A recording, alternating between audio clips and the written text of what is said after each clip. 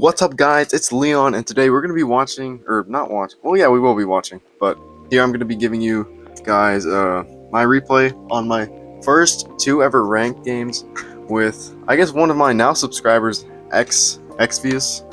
On here is Popular Jelly. Of course, that's his username, but we're just gonna hop right in and see how this goes. So I'm playing Zabasi, he's playing Hudrick, and you'll see he really does take advantage of those high economic thresholds that Hudrick has, that potential you have later in the game, even mid-game, if you are able to get your spots down and pre-plan. Hudrick is a tribe you really have to plan a lot with, but if you do get that planning down, let's say in a 24-hour game, you can get a pretty good lead going. So I go here, I just go for the typical approach. I find a village over here, make some warriors, start with farming, of course, very good tech. And you can see I have a lot of farms here, very useful for me. Easy for starting up villages, but also for just leveling up in general, And this is definitely going to be a giant producing city in the future. Here we got villages in this direction, and this explorer does put in some good work here, revealing some decent stuff. And my opponent, alright, so my opponent, I am assuming from here that they spawned in this corner over here, and as the replay does confirm, they actually spawned a little north up here. It's kind of strange, but they got 3 villages, 3-3 at the moment, I do believe. 3-3, yeah, so this is just a pretty evenish start. They do have a lot of hunting, they got pretty good resources. The resource rates for Hudrick, you always go for hunting like second or third turn, depending, you get it regardless is the point. And then you always really pivot hard into forestry because, that's what you got. You got so many forests, Hudrick. The spawn rate's insane. And so we're going to find each other here pretty early. I think I get the earlier vision. They're leveling up, getting some easy level ups and pretty efficient ones too with the hunting. Okay, and I get some great level ups as well. The farming does make it pretty easy for me, pretty simplistic overall. I do go out, I do expand pretty quickly, and I do find that to be a little bit of a blunder in the future.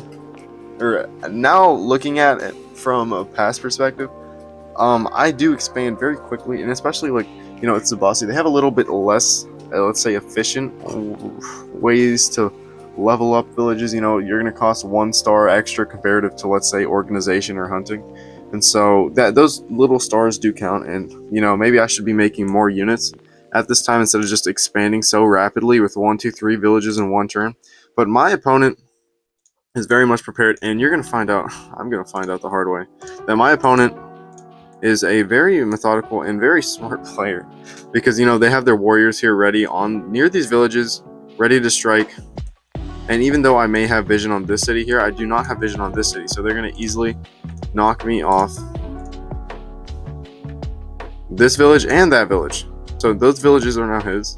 My units were basically just a very poorly managed units, and that kind of puts the ball in his court, kind of makes it into his favor, and that's just a skill issue, honestly. So as we progress here, a lot of villages here, and my opponent does have, I believe, mathematics at this point. No, they still haven't gotten mathematics, but you're gonna go there, and they got some pretty amazing spots here for sawmills. So it's looking pretty sketchy, at least for me. I do get this. They do get a amazing explorer as well, so they get a lot of vision this way. See a lot of my cities. I have to assume that also because I see, okay, they got this lighthouse. They must have, I'm assuming, full vision on my territory, which is not great for me. I only see these frontmost cities over here. And they got plenty more cities up here in the back. And that's the thing. I expanded towards the center, but I just didn't have the units to back up that advance, and this just didn't pan out for me. And even though I got these pretty, farm-heavy cities here that really did pan out to me in my advantage, having a T0, I'm almost here with the giant in this frontmost city, which will be a problem soon. But my opponent also anticipates this, starts producing archers. They produced a lot of warriors here, and they're gonna start making some giants pretty soon as well. And I do go for the giant here, pushes this unit forward, and I do realize I'm a little too aggressive here. They have so many units just stationed up. I should just be working on my economy, but in all honesty, it's a little too late. Too little too late, if anything. Number 1. My opponent, 1, 2, 3, 4, 5 cities. No, what? 1, 2, 3, 4, 5, 6 cities. And a city up here, soon to come. This city, very heavily protected, so I can't jump on that. And, cities down here, he's going to be expanding. And even though he's expanding slower than I am, he's expanding with more units. So, I mean, he can... I just misplayed, basically. Because my focus is basically on him. I'm trying to aggressively attack him.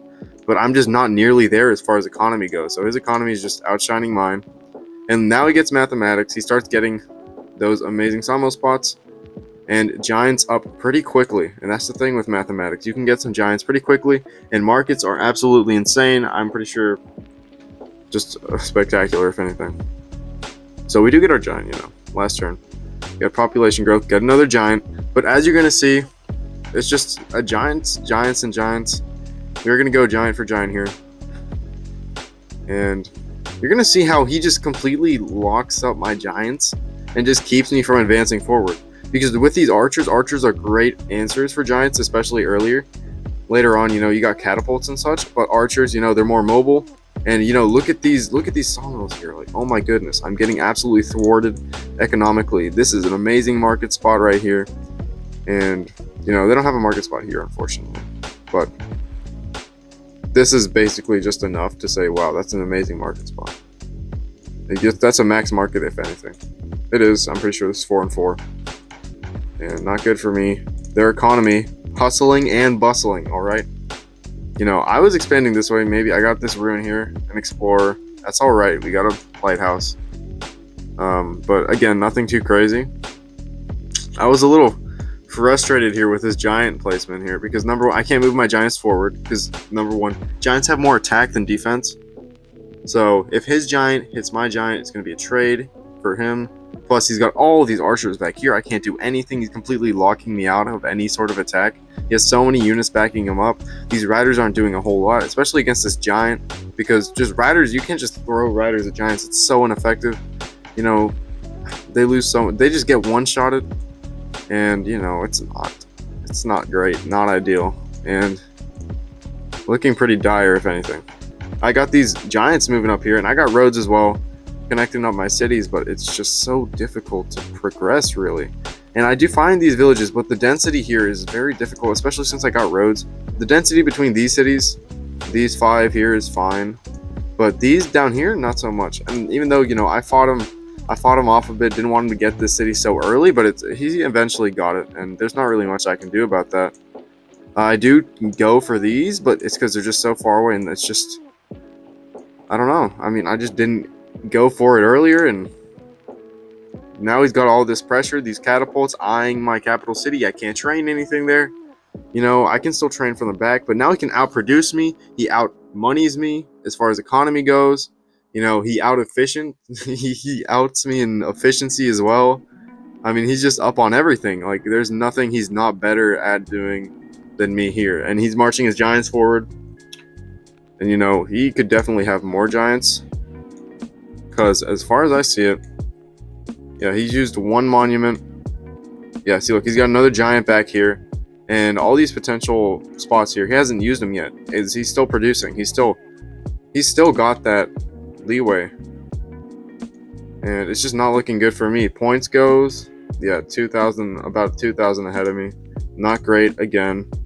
He's got a lot more vision on me.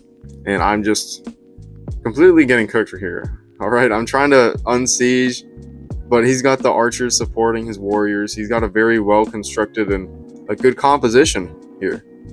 And this giant, very annoying, very menacing. And I do get construction here. And I'm trying to make something out of my economy.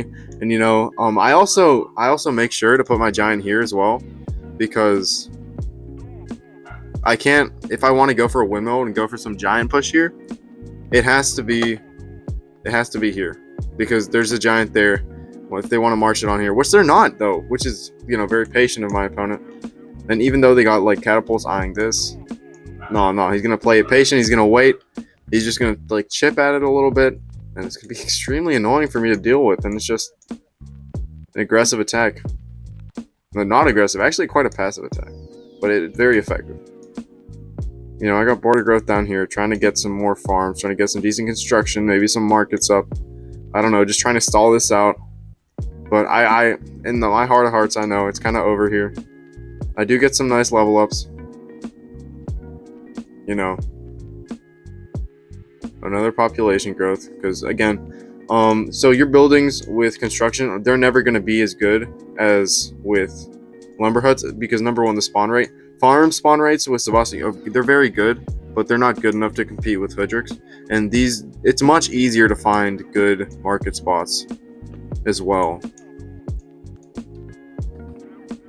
And it's also cheaper. It's faster as well with Hoodrix.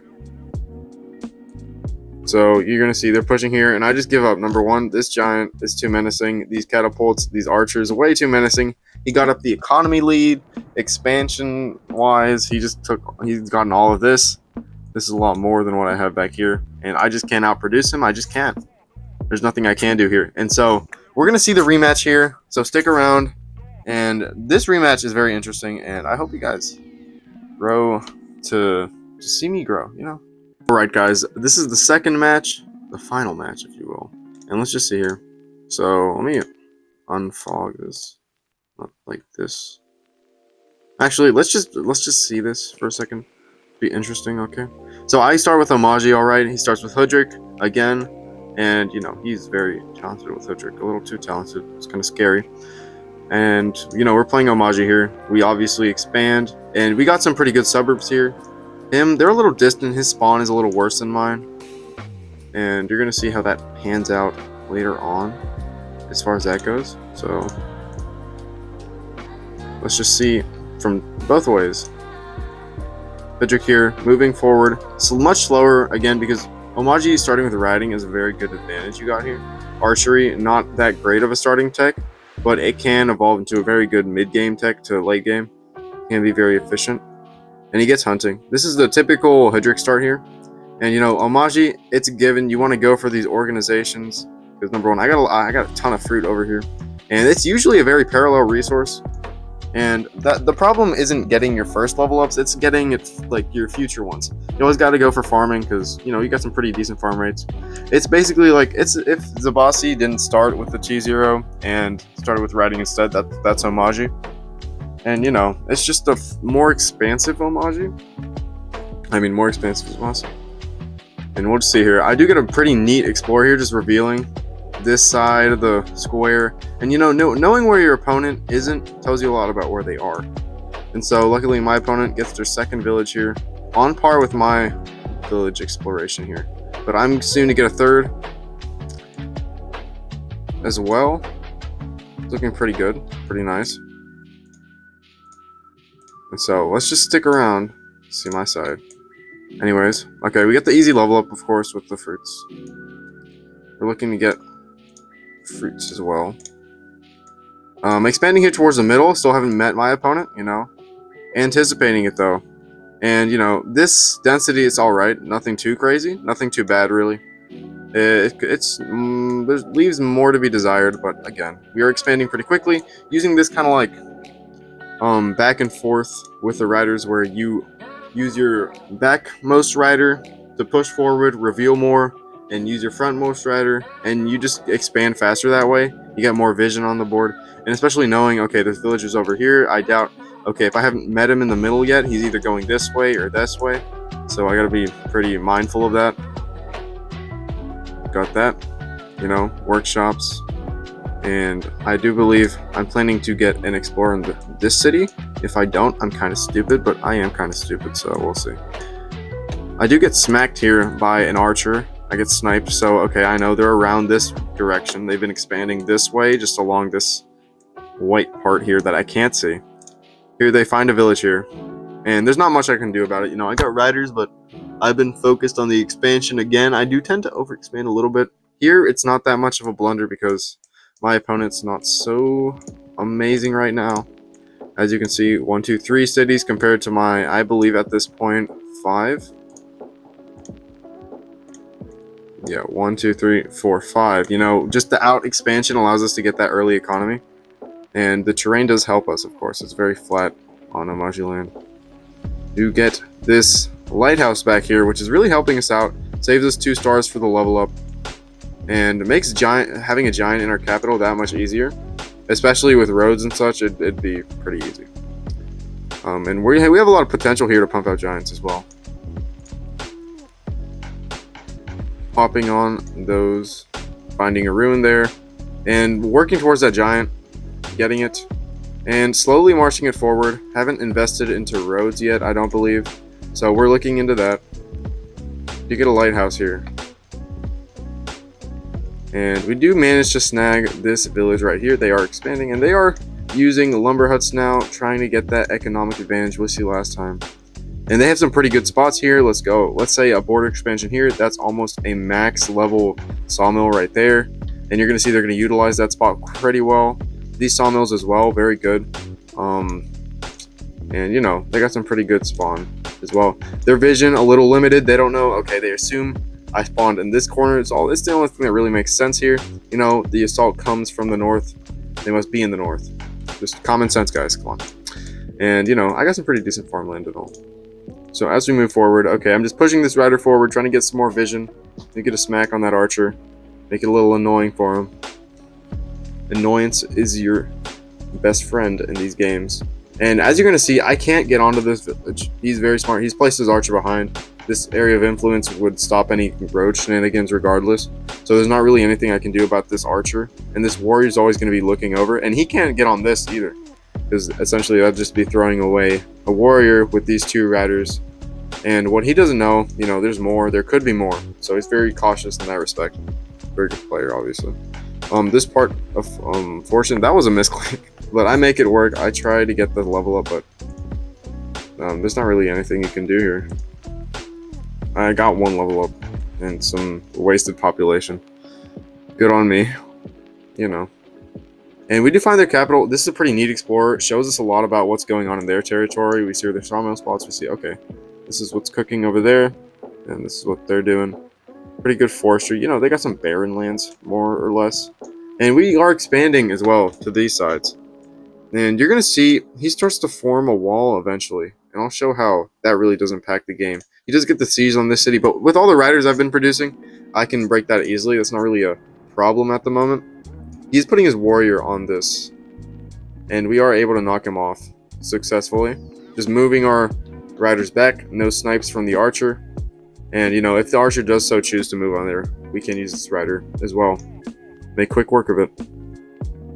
You get that level up, get some stars. I do opt for stars over a wall, just because, I guess, confidence. But number 1, I mean, I just need the stars, I guess. Stars, 5 stars, it doesn't sound like a lot, but it can be pretty substantial later on in the game. You know, at this point in the game, I got some pretty decent cities, and my economy is booming, and, you know, we're about pretty far ahead of our opponent. And, you know, these cities haven't been leveled up yet. He's been focused on unit production. You got to be cautious, especially against Omaji, because those riders can be super menacing. Aggressive plays are often how Omaji rolls, you know. And we are able to find a lot of ruins as well. Snag those ruins just because of our mobility and Hudgert's lack of mobility. You know, we were able to siege this city, but he's going to easily break with his warriors and archers.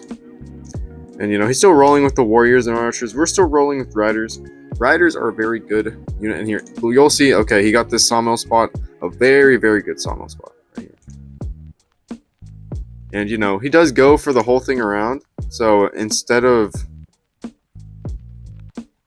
going for, let's say, instead of chopping here, just saving it for a market spot, he does go for going the whole way around and getting a giant.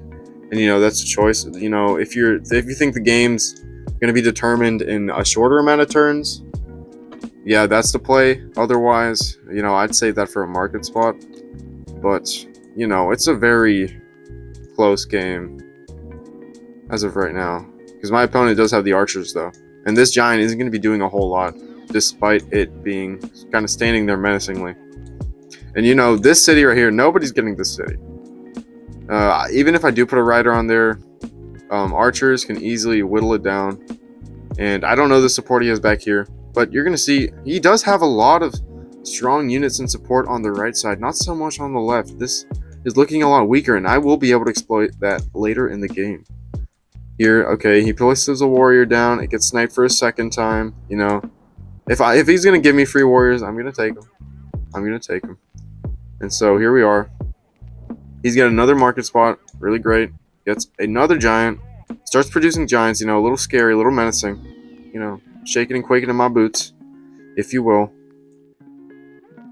And we're expanding, And what I try to do here is soon I'll be working towards chivalry because I see, okay, so he's got mathematics, he's got archers. What is he going to be working towards?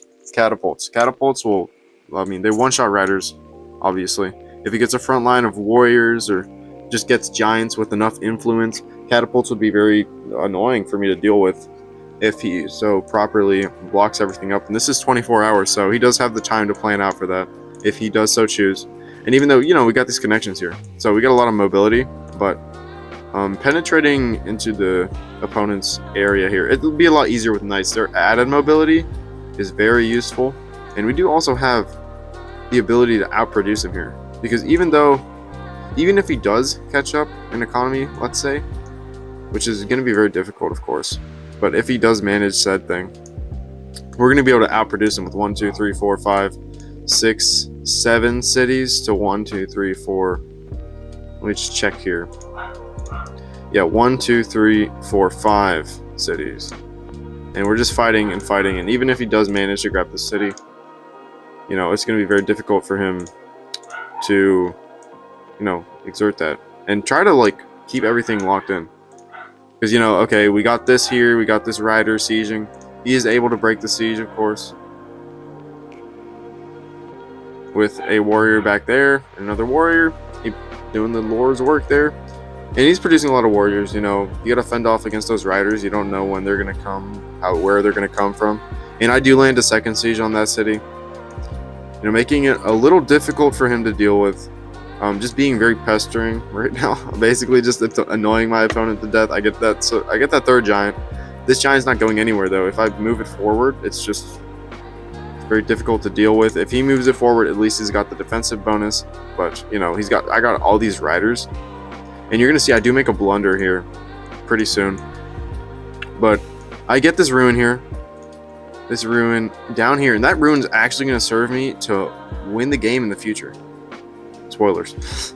Okay, he gets this amazing market down here. You know, he's pumped out 2 giants. He's got a total of 1, 2, 3, 4, 5 giants. While I'm just dealing with a meager 3. You know, and while I do have more cities, his economy is hustling and bustling, you know. I got 31 stars per turn. He's got 31 stars per turn. We're actually even in stars per turn, which is actually kind of crazy to think about. I'm up 2 cities, but my stars per turn is actually still struggling at the moment just because I only have organization and farming and roads, and that's not enough to get some of these level ups. You know, this city sitting at like almost enough, but not enough. I do start producing chivalry, of course, and so this is where the game sort of starts to become a little bit more ambiguous. You know, you don't know who's going to win yet. It's still pretty close. It can go either way. And, you know, I'm capable of selling. I do siege this city yet again. You know, can't get my hands off this city. And there's a giant over here attacking. And I do put a defender on this city. I move forward, try to get those easy hits with and against the archers. You know, trying to exert my unit advantage. You know, if I got all these units, I got to put them to work somehow. You know, and I do make a blunder pretty soon. What you're going to see. You know, he moves his giant forward. And innocent little me, I'm like, okay, I'm just going to move my defender out the way, keep producing units, you know. Nothing too crazy. What I should have done here, obviously, was just move a giant maybe next to this here.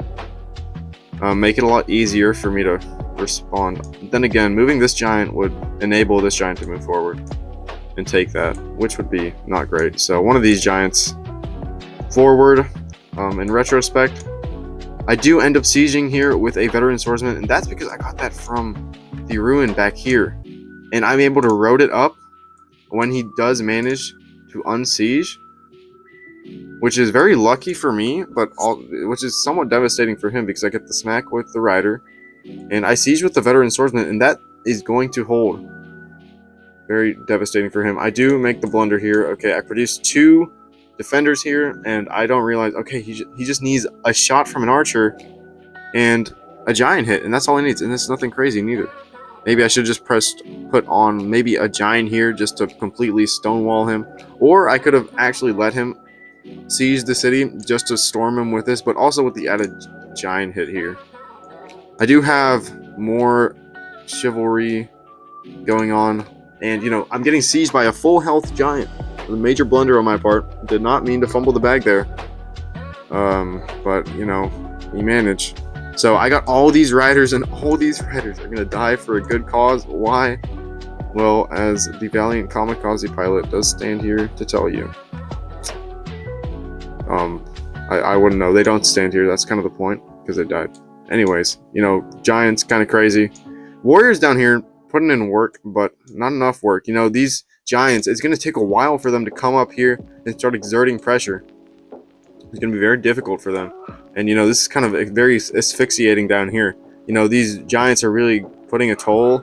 As far as flanking with chivalry units, with these knights, it's going to be a little difficult, but it's manageable. It's possible. Nothing is impossible, guys.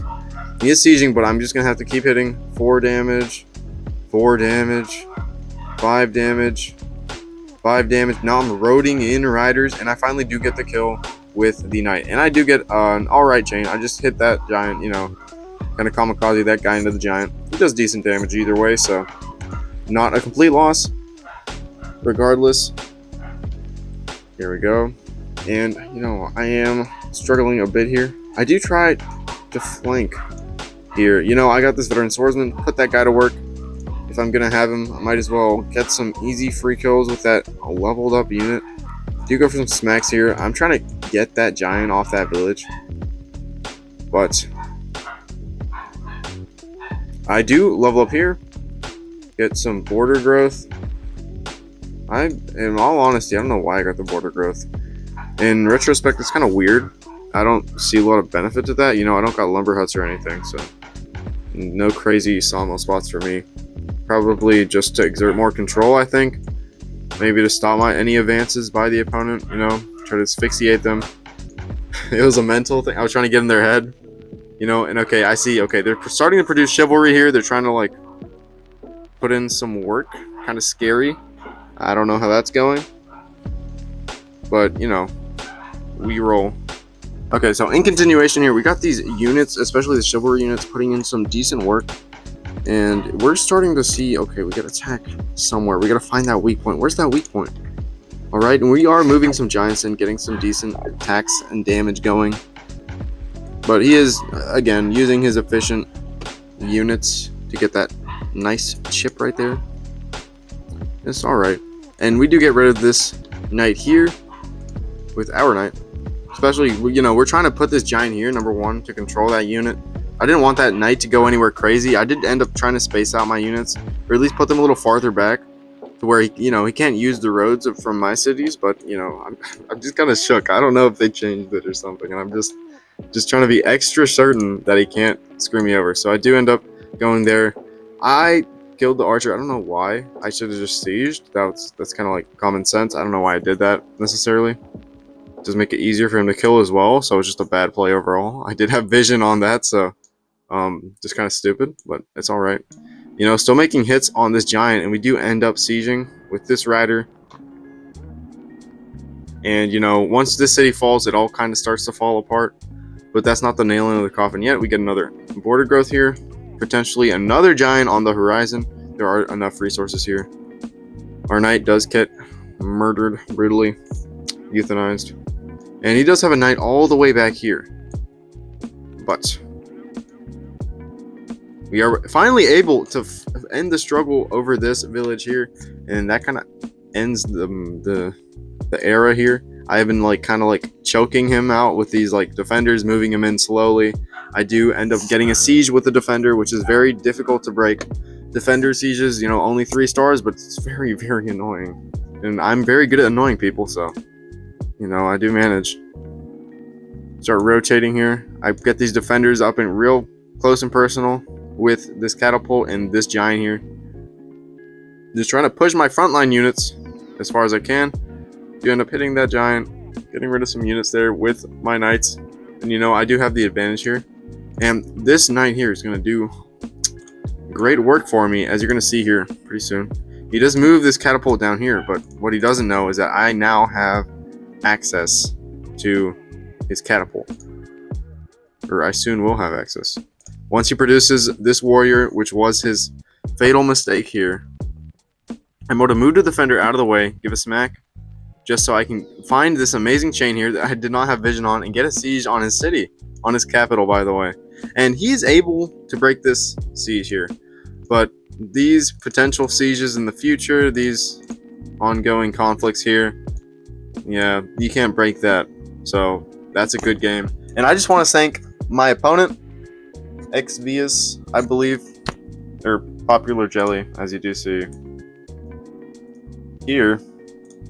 And I just want to thank him for this amazing match. My first 2 ranked games, and unfortunately, this is right during when Polychamps crashed, It didn't crash, it got raided.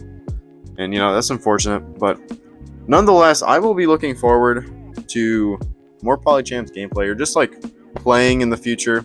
Something I'm really looking forward to, especially with subscribers like Xvicious. Blue Tint, very good, also joining Polychamps, very good player. Kind of scared of that. And looking forward to the new year. All right, guys, so thanks for watching. Thanks for getting to this point. I appreciate all of you, and see you guys later.